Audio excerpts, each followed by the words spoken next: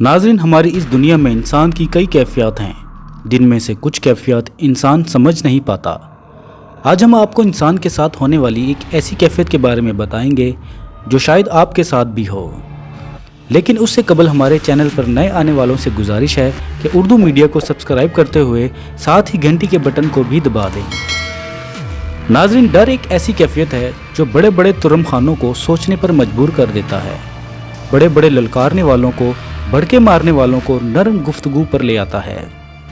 یہ ڈر کسی بھی شخص میں پیدا ہو سکتا ہے، چاہے وہ کتنا ہی طاقتور کیوں نہ ہو، کتنا ہی بڑا عہدیدار کیوں نہ ہو۔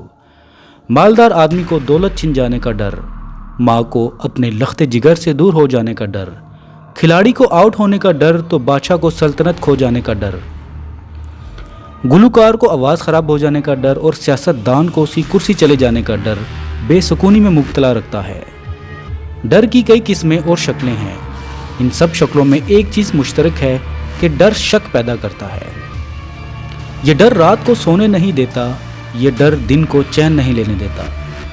ڈر مختلف قسم کے خدشات سامنے لے کر آتا ہے کہ اگر میرا دشمن یہاں آ گیا تو کیا ہوگا، اگر وہ جیت گیا اور میں ہار گیا تو کیا عزت رہ جائے گی، اگر سب کچھ چھن گیا تو کیا بنے گا۔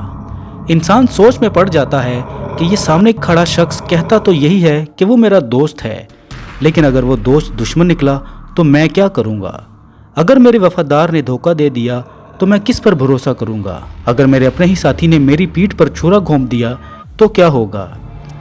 یہ ڈر انسان کو کہیں کا نہیں چھوڑتا اور پسپائی اس کا مقدر بن کر رہ جاتی ہے۔